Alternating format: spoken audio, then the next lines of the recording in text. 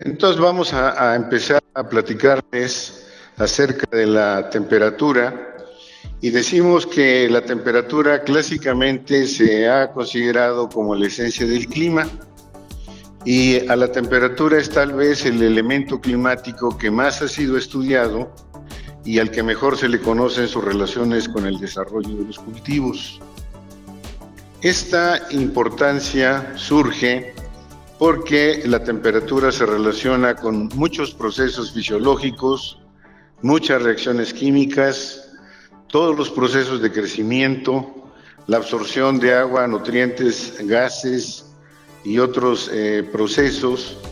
También hablamos de mecanismos hormonales en la fructificación o los requerimientos de dormancia de los cultivos, problemas como las heladas, y también, sobre todo, para lo que nos interesa en esta plática, para conocer la distribución y adaptación de plantas y, si es posible y tenemos tiempo, ¿verdad?, para platicarles un poquito de la estimación de los rendimientos de diferentes cultivos. Una de las primeras cuestiones es cómo definimos la temperatura. Y la temperatura generalmente se refiere a la que es medida con un termómetro al aire en una caseta meteorológica de doble fondo a una altura de 2 metros y orientada al norte en el caso del hemisferio norte o bien orientada al sur en el caso del hemisferio sur. Generalmente, para que un dato de temperatura tenga validez, se requiere que se registre en una estación meteorológica y que se le ponga la fecha. Entonces vamos a platicarles algo de esto. También hay definiciones como el caso de la temperatura media que hemos utilizado clásicamente, y es que la temperatura media, por ejemplo, de un día es la temperatura máxima de ese día más la temperatura mínima de ese día y dividido entre 2, ¿verdad? Esa sería la idea. Entonces, una de las primeras cuestiones que son importantes conocer son los valores extremos. De hecho, pues ya estamos viviendo ese famoso cambio climático y aquí vamos nada más a recordarles algunos datos relevantes, ¿no? Por ejemplo, la temperatura media anual más alta que ha ocurrido en el mundo es la temperatura de 35.5 grados centígrados como promedio mundial. Esto ocurrió en Massawa, en África, y la temperatura más baja también, promedio mundial, ¿verdad?, o sea, promedio de todos los días, era de menos 25.5 grados centígrados en la Antártida. También se habla de temperaturas en tiempos más cortos, y por ejemplo tenemos que la temperatura más alta registrada, o que se había registrado, era la de 58 grados en el desierto de Libia, y esto ocurrió el día 13 de septiembre de 1922, y la más baja fue de menos 89 grados, que ocurrió también en una estación de la Antártida llamada Vostok, el 21 de julio de 1983. Si nos venimos al continente americano, entonces vamos a decir que la temperatura más alta registrada, según la Organización Meteorológica Mundial, ha sido la de 56.7 grados centígrados, ocurrida el 10 de julio de 1913 en el rancho Greenland, en el Valle de la Muerte y en el desierto de Mojave, en California, por donde pasan muchos de nuestros paisanos, ¿no? Esto también ya está ocurriendo en este momento, ¿no? O sea, ya del año 2003 al año 2009, vemos que hay varios lugares, como el que estamos aquí señalando en la pantalla, donde tenemos temperaturas hasta de 70.7 grados centígrados en 2005, ¿verdad? Y entonces estamos viendo realmente un aumento muy escandaloso, por decirlo de alguna manera, y yo tengo la teoría que en realidad tiene que haber un gran equilibrio, o sea, tiene que haber un balance a nivel mundial, y así como hay grandes temperaturas o temperaturas muy elevadas, también tiene que haber lugares donde haya temperaturas muy bajas o que ocurran eventos como el que ocurrió aquí en Guadalajara, de tener una granizada hasta de más de 1 metro de espesor, ¿no? Todo eso pues llama la atención y nos hace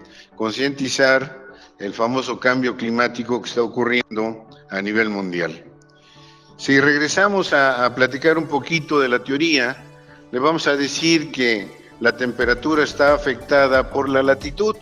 O sea, si nosotros nos vamos más al norte o nos vamos más al sur, ¿verdad? Siempre pues vamos a tener cambios de temperatura y vamos a tener temperaturas más bajas.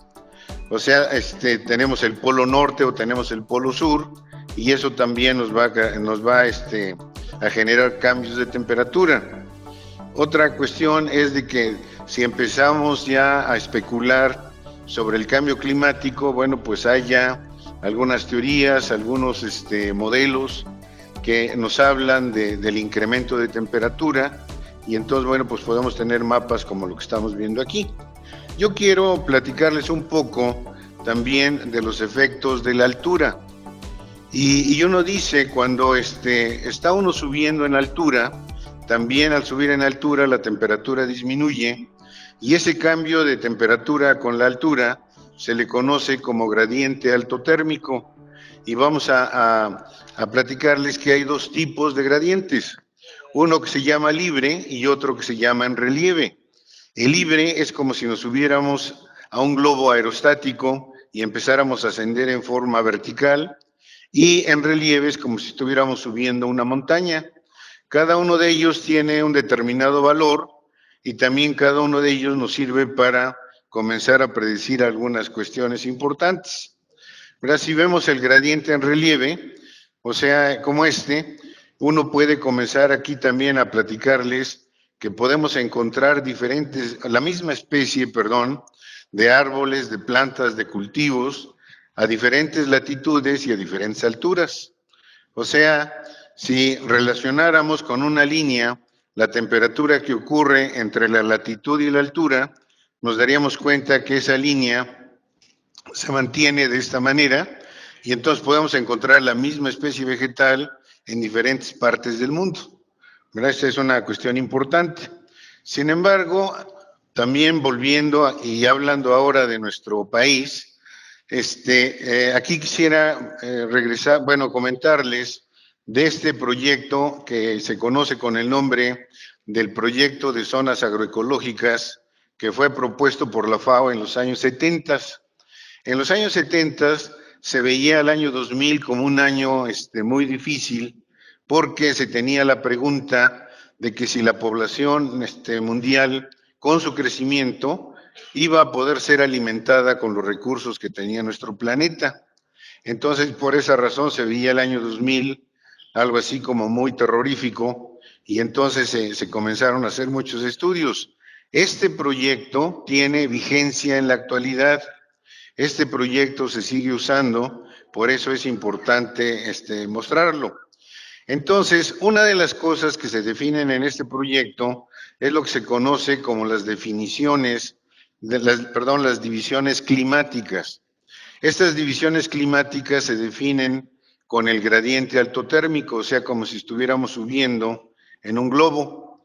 Y la fórmula que se utiliza es que la temperatura reducida a nivel del mar, que es la que vamos a decir aquí, la T0, ¿verdad?, se define como la temperatura media del lugar más el gradiente altotérmico, que es de 0.005 multiplicado por la altura.